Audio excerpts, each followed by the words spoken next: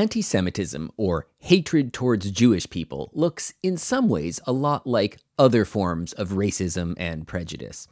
Hate speech and insults, physical aggression, and destruction of property. But there are important characteristics of antisemitism that make it quite distinctive.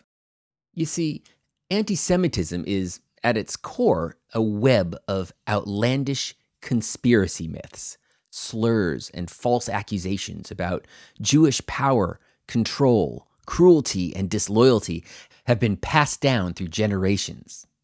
They've been repurposed by different factions who may have nothing in common except one thing. They agree that whatever their grievances are, it's the Jews who are to blame. In its earliest forms, antisemitism was based on religious discrimination, but today, antisemitism mainly targets Jews as an ethnic and cultural group.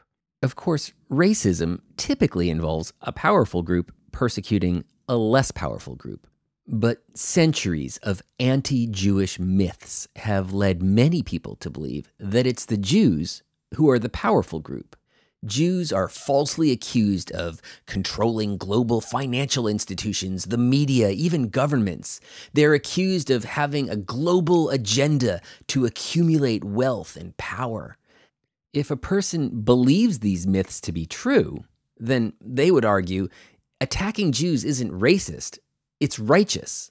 But when you look closer, these views are filled with contradictions. Jews are seen as both outsiders and insiders, agents of the right and agents of the left, subhuman yet all-powerful. In the anti-Semitic worldview, Jews are somehow all of these at once. Oftentimes, anti-Semitism makes use of coded language and themes. Words like globalist elites, bankers, and Zionists are used as substitutes for Jewish people, often subconsciously. And anti-Semitism doesn't only target Jewish people. It also attacks people and institutions that the accuser wants you to associate with Jewish stereotypes, such as when politicians are accused of being part of a secret globalist cabal. In this way, anti-Semitism affects far more people than just the 0.2% of the world's population who are Jewish.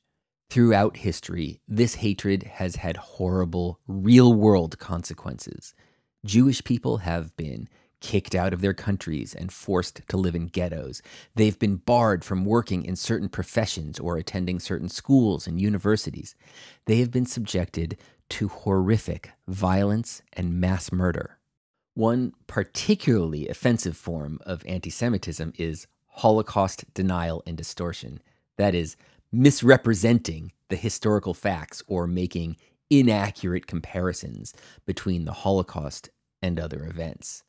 This not only causes great pain to the millions of Jewish people whose family members were murdered, but it prevents the world from learning the truth about where anti-Semitism and racism lead, creating a climate in which the cycle of anti-Semitism may continue for more generations to come.